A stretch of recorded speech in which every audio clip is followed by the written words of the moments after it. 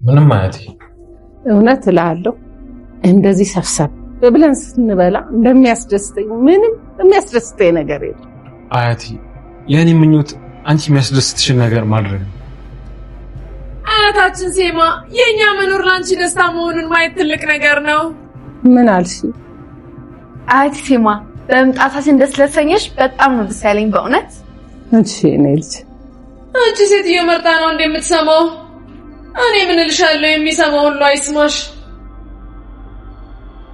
እስኪ ውጭ ስለነበረሽ ጊዜ አጫውችን አያቴ። ውጭ ስለነበረሽ ጊዜ እስኪ አጫውችን። እውነት እላለሁ በጣም የሚያስደስት ጊዜ ነው ያሳለፍኩት። ወጣት እንደሆንኩ ነው የተሰማኝ። እንዴት? ጠዋትም ማታም በደስታ ብዛት እጄን በመንከስ ነው።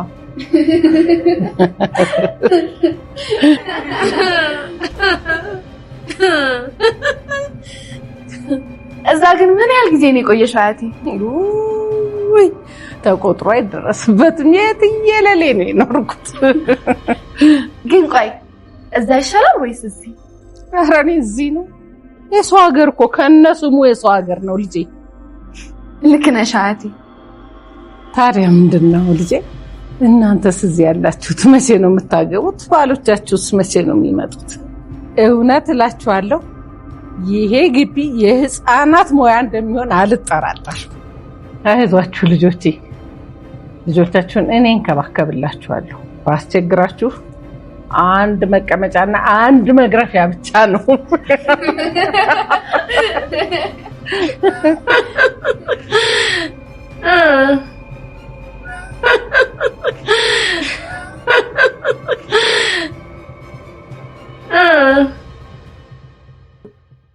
እንዴ ሙስጠፋ፣ እናቴ ብትኖር አሁን እዚህ ቦታ አልሆንም ነበር። የልጅነት ህልሜ ተሳክቶ እናቴን ይዤ ደርሼ በነበር። ሙስጠፋ፣ እናቱ የሞተችበት ልጅ ቀኗ ሆኖ ነው አይል። ዴፍኒ እኮ ለኔም እኮ እናቴ ናት። እሷ የሁሉም እናት ነበረች። ግን እናቴ የሆነቻቸው ሰዎች ከኔ ከልጇ ጀምሮ አልደረስንላትም። ነበረች እያለን እናወራለን እንጂ። ወይኔ ዴፍኒ፣ ቁጭት እኮ ህመም ነው ትርፉ። ቢያንስ ስሟ እኮ ከፍ ብሎ ሳይረሳ የሚኖረው አንቺ ልጇ በጤና ስኖሪ ነው። ወፍ ዘራሽ ተብሎ ከመኖር መሞት አይቀልም ብለህ ነው? ታውቃለህ፣ በር በተንኳኳ ቁጥር እምትመጣ ይመስለኛል። ሰው ተሰብስቦ ብቸኝነት ሲሰማኝ ልጅ የምትለኝ ያህል ይሰማኛል። የእናት ሞት እኮ አይታመንም።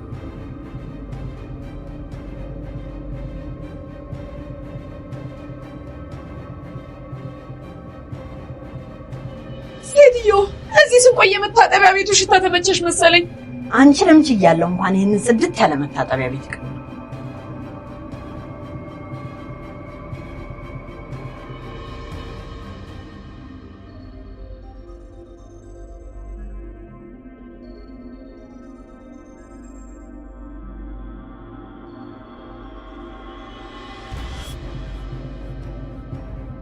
ውድ የድር ድራማ ተከታታዮቻችን ሰዓት ስለዘገየባችሁ ይቅርታ እየጠየቅን ቀጣዩ ክፍል ላይ ምን እንደሚፈጠር ትልቅ ሰርፕራይዝ ስላለን እናንተ ቀድማችሁ ግምታችሁን በዚህ ቪዲዮ ኮሜንት ላይ እንድታስቀምጡልን ብለን ነው።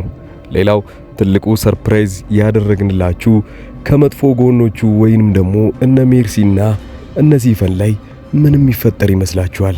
በአሁኑ አምናን በጣም ትልቅ ለውጥ ይዞ መጥቷል። ያም ደግሞ ቀጣዩ ቪዲዮ ላይ የምታዩት ይሆናል። አምናን እስካሁን ድረስ እያንዳንዳቸው ሰዎች ማን እያጠቃው እንደሆነ ሳያውቅና ከዚህ በፊት እሱ ላይ እየሰሩ የነበሩት ተንኮሎችን እንዳለ አንዱንም ማን እንደሰራበት አላወቀም። ነገር ግን በአሁኑ ላይ አንዳች ችግር ሳይፈጠር አይቀርም። ችግሩም የሚሆነው ሀያቱ ቤት መኖር ከጀመረ በኋላ እዛም ደግሞ አንድ ላይ ይዟቸው የሄዳቸው ቤተሰቦቹ አሉ።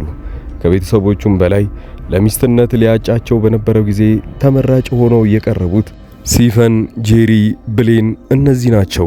ታዲያ ከነዛ ውስጥ መጀመሪያውኑ መርጦ የወሰዳት ጄሪን ነበረ።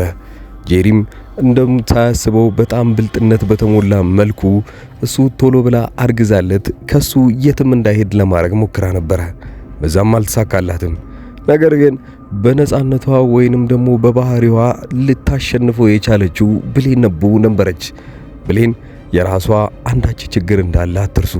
ነገር ግን ወደዛ ቤት ከገባች በኋላ የአምናን እናት እንኳን እሷን ነበር የመረጠቻት። ብትመርጣትም አምናንን እሷን ማግባት ይኖርብሃል ብላ እንኳን አላማከረችውም። ለራሷ ግን የመከረቻት አንድ ነገር ነበረ። ለልጄ የምትሆኙ አንቺ እንደሆንሽ ቀድሜውኑ ወስኛለሁ። ነገር ግን ልጄ አሁንም ቢሆን ማስተዋል ያንሰዋል። አንቺ በዛ ነገር እንድትረጂው ፈልጋለሁ። ሁሌም ከጎኑ እንድትሆኚ ምንም ቢፈጠር ምንም ብሏ ነግራት ነበረ። ከሞተች በኋላ ግን ይህንን ያው ቃል ያስገባቻትን ነገር ይበልጥ ለመጠበቅ ውሳኔዋን አስተላልፋለች። ብሌን ይህንን ነገር ታደርግ እንጂ አምናን በጣም እያስከፋት መጥቷል። የመጀመሪያው ነገር እሷን መቼም ቢሆን ከዚህ ቤት ውስጥ ላስወጣት አልችልም ቢልም ግን ጄሪ በፈጠረችው አንዳች ተንኮል እሷን ከቤት ልታስወጣት ትችላለች። ጄሪ ወደ ሀያቷ ቤት ከገባች በኋላ ሀያቷ አንድ ትዕዛዝ ሰጥታታለች። ሜርሲን ከዛ ቤት ውልቅ አድርጋ የምታወጣት ከሆነ ይህንን የተንጣለለ ቤት ለአንቺ ሰጥሻለሁ ትላታለች። ጄሪ መጀመሪያውኑ ከአምናን ጋር አንድ ላይ መሆን የፈለገችው ገንዘብን ፍለጋ እንደሆነ ታውቃላችሁ። የድሮ ፍቅረኛዋም ሙስጠፋ እሷ ገንዘብ እንደምታስበልጥና ለገንዘብ ብላ እኔን እንደከዳችኝ ብሎ ከአንድም ሁለቴ ሲናገር ነበረ። ለዛም ነው አምናንም የቀረበችው። ያው ትክክለኛዋ አምናንን ትሆነዋለች ብላችሁ እናንተም የምታስቡት መቼም ብሌንን እንደሆነ ታውቃላችሁ። ብሌን እስካሁን ድረስ ገንዘብን ፍለጋ አይደለም፣ ሌላም ያሰበችው ተንኮል የለም። የምር ተወደውና አብሯት ቢሆን እሷም ፍቃዷ እንደነበረ ታውቃላችሁ። ጄሪ ግን በዛ መልኩ አይደለም የቀረበችው አምናንን። ገንዘብና ገንዘብ ታይቷት ሀያቷም ይሆን ልትፈትናት ይሆን እንዴ? ያኔ ሜርሲን ከዚህ ቤት የምታስወጫት ከሆነ ይህንን የመሰለ ቤት ላንቺ ሰጥሻለሁ ያለቻት። እሷ ግን ጄሪ በሌላ በኩል ያቀደችው አንድ እቅድ አለ። ከአምናን ጋር ሰሞኑን መስማማት እንዳልቻለች ታውቃለች። በምን ጉዳይ ልትስማማ እንደምትችል ብታሰላስል ብታስብም ግን እዚህ ቤት ያሉት እነ ሲፈንና እነ ብሌን ካልወጡ መቼስ እኔና እሱ ለብቻችን ጊዜ አይኖረንም ብላ እንድታስብ ያደርጋታል። ታዲያ ቀጥታውኑ አምናንን ሄዳ ስትጠይቀው የነበረው እና ተመራጮቹ አሁን እዚህ ቤት የሚቆዩበት ሌላ ምክንያት የላቸውም። ሀያትህንስ ለምንድን ነው የምታጨናንቃቸው? ከዚህ ቤት መውጣት አለባቸው ብላ አማካሪውን ወይንም ደግሞ አምናንን ይህንን ጥያቄ ታቀርብለታለች። ነገር ግን አምናን እንዴት ብዬ ላስወጣቸው ከዚህ ቤት? እንደውም እዛ ቤት አብረውን እያሉ እኮ ልብሳቸው ሁላ ተቃጥሎባቸዋል። ታዲያ እኔ ይሄ ሁሉ እየተደረገባቸው እንዴት ውጡ ብዬ ደፍሬ ነግራቸዋለሁኝ? በጭራሽ እስካሁን ድረስ አብረውኝ እስካሉ ድረስ ወይንም ደግሞ እነሱ ውጪ ራሳቸው መቋቋም እስኪችሉ ድረስ ከኔ ጋር አብረው የሚቆዩ ይሆናል ብላ ይነግራታል። ስለዚህ ማስወጣበት ምንም አይነት ምክንያት የለም ያንን ነበር ያለው። ጄሪ ግን በዚህ ሁኔታ ላይ ስለዚህ አንተ የምትፈልገው ምክንያት ነው ብላ በሆዷ ታስባለች። ያ ማለት እንግዲህ እያንዳንዳቸው ላይ ባላደረጉት ነገር አድርጓል የሚያስብል ተንኮል እየሰራች ከዛ ቤት አምናን እየተናደደ እንዲያስወጣቸው ትፈልጋለች። መጀመሪያ ታርጌቷን ያደረገችው በሄሊን ላይ ነበረ። እሷንም ልብሷን ሳትወስድባት ልብሴን ወስዷለች ብላ ቦርሳ ውስጥ ታደርግላታለች። ከዛ እናንተ ቤት መጥቼ ልፈትሽ ትላትና ወዲያው ስትፈትሽ ከሷ ቦርሳ ውስጥ የተገኘ በማስመሰል እሷም ሌባ እንድትባል ማድረግ ነበረ። አምናን ይሁን እንግዲህ ይህንን ነገር ፊት ለፊት ነበር ያየው። ወዲያውኑ ብሌንን ይናገራታል። እንዴት ቤቴ ውስጥ እንደዚህ አይነት ነገር ትፈጽሚያለሽ ይላታል። ብታምነኝም እኔ ይህንን ነገር አላደርግም፣ እንዴት ብታስበኝ ነው ብላ ራሷን መከራከር ትችል ነበረ። እንደዛም አላደረገችም፣ ዝምታዋን ነበር የመረጠችው። ታዲያ በዚህ ጉዳይ ላይ እስከ መች ድረስ ይሄ ነገር ሊቀጥል ይችላል? አሁን ላይ አምናን እሷን የሚያስባት ወይንም ደግሞ ጄሪን አምኗት ብሌን ከዛ ቤት የሚያስወጣት ከሆነ የራሱ የሆነ ሌላ ጥፋት እየሰራ ነው ማለት ነው። አብዛኞቻችሁ ሐሳባችሁ የነበረው አሁን አምናን ይህን ነገር እንዲተውና ለሷ ትልቅ ክብር እንዲኖረው ብሌን ፍቅረኛ መያዝ ይኖርባታል። ምናልባት እንደዛ ካደረገች አምናን ስለሚቀና ወይንም ደግሞ እሷ ፍቅረኛ ስለሚኖራት ከዛ በኋላ ስለሷ ብቻ ማሰብ ይጀምራል። እሷን ላለማስከፋት እሷን የራሱ ለማድረግ ብዙ ጥረቶችን ያደርጋል። እውነት እንደዛ ከሆነ ግን ከዚህ በፊት ብሌን የተዋወቀችው አንድ ወንድ እንዳለ ታውቃላችሁ። አትክልተኛው እዛ ቤት ውስጥ የመጡትና ምናልባት ትናንሽ ነገሮችን የሚሰራ ካለ ራሱ አምናን የቀጠረው ሰው ነው። ይህንን ታዲያ ስላችሁ ምናልባት አምናን ይህንን ነገር አስተውሎ የሚያይ ከሆነና እሷ ከሌላ ወንድ ጋር አብዝታ የምትታይ ከሆነ አምናን መልሶ ለሷ ትኩረት የሚሰጥ ይሆናል። አሊያም ግን እንደዚህ ከቀጠለና ብሌንም የትም ሳትሄድ እዛው ቤት ውስጥ የሱን ኋላ እየተከተለች የምትሄድ ከሆነ ተመልሶ መላልሶ የሚጎዳት ይሆናል። ጄሪም ሌላ እቅዷን የምታቅድ ይሆናል። አሁንም ከዛ ቤት ካልወጣች ጄሪ ትክክለኛዋ እና ባህሪዋ የሚሆነው ገንዘብና ገንዘብ መውደድ ብቻ ነው። ምናልባት ደግሞ አምናን እንደ ቀድሞ አዝኖላትና ከዚህ ቀደም እንደነበረው አሁንም አንድ ላይ ሲያድሩ አሁንም ልጅ ሊፈጠር እንደሚችል ማስተዋል ትችላላችሁ።